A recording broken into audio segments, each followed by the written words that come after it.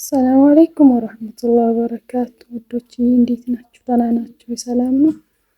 ሰላም ነኝ አልሐምዱሊላህ። እንዴት ናችሁ? ደህና ናችሁ ወይ? ሁሉ ሰላም።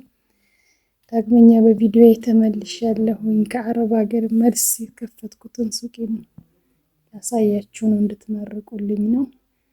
አስተያየታችሁንም ሰጡኛላችሁ። ኢንሻአላህ አብረን እንከታተል።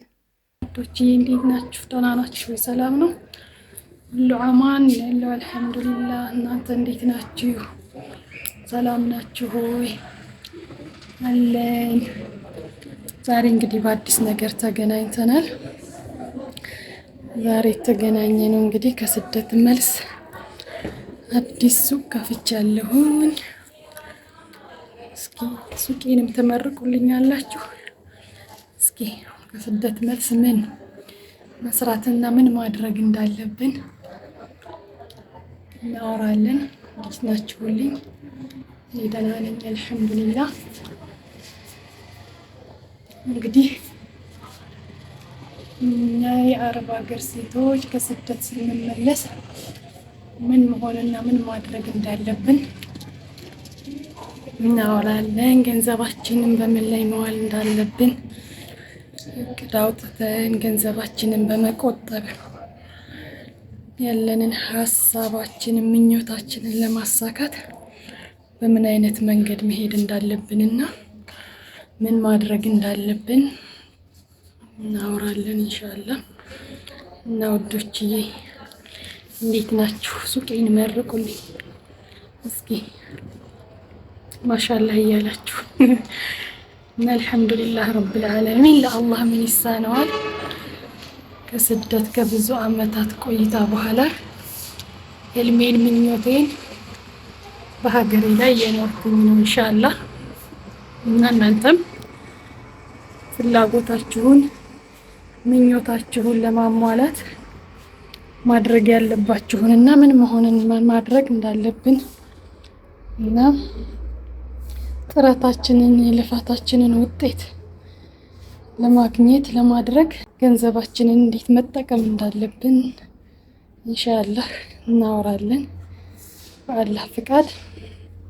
ከስደት መልስ ሀገር ገብቶ የራስን ስራ ሰርቶ የልፋትን ውጤት ማግኘት መኖር የሁሉም ሰው ምኞት ነው፣ የሁሉም ሰው ፍላጎት ነውና ይሄንን ምኞታችንን በልፋታችን ልክ እውን ለማድረግ ብዙ ነገር ለፍተናል፣ ብዙ ነገር አሳልፈናል። ብዙ ስቃይ አለ፣ ብዙ ችግር አሳልፈን ነው። ስደት ቀላል አይደለም። ስደት ብዙ ነገር ያሳያል።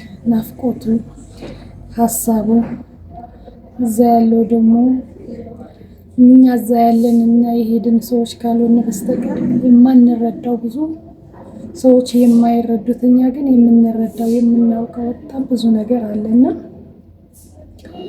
ያንን ነገር ሁሉ አሳልፈን ሀገራችን ገብተን የራሳችን ቤት ኑሮን የራሳችን ስራ ኑሮን ለመኖር ብዙ ዋጋ ከፍለናል እና የዛ የዋጋችን ውጤት የልፋታችን ውጤት እዚህ ሀገራችን ላይ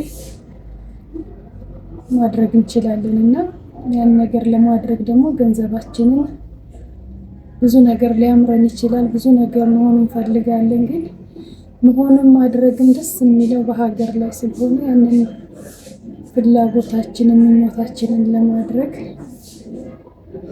ምንም ነገር ሳያጓጓን ወደ ሀገራችን ገብተን ስኬተኛ ለመሆን የገንዘብ አያያዝ ያስፈልገናል። ገንዘባችንን በምን መንገድ ማውጣት በምን መንገድ ሴቭ ማድረግ እንዳለብን በነገራችን ላይ እዛ ያለን ምንም አይነት ነገር ማድረግ አይጠበቅብንም። ገንዘቡ ካለን ሀገራችን ላይ ብዙ ነገር አለና ለድምፁ ይቅርታ መስመር ዳር ስለሆንኩኝ ድምፅ ብዙ ጥራት አይኖረውም እና ይቅርታ እያደረጋችሁልኝ እና ገንዘባችሁን አታባክኑ። ገንዘባችሁን ላልሆነ ነገር ሁሉ ሳታወጡ ብዙ ነገር ቢያምራችሁ እንኳን አምሮታችሁን ገደብ አድርገን ሁሉን ነገር ሀገራችን ላይ ማድረግ እንችላለንና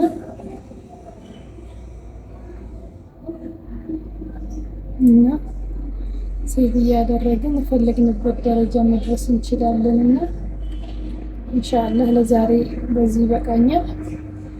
እናንተ ማበረታቱን ላይክ እያደረጋችሁ ሼር እያደረጋችሁ ሰብስክራይብ እያደረጋችሁ ኢንሻአላህ ደግሞ በብዙ ነገር እንገናኛለን። ሰላም አለይኩም ወራህመቱላሂ ወበረካቱሁ።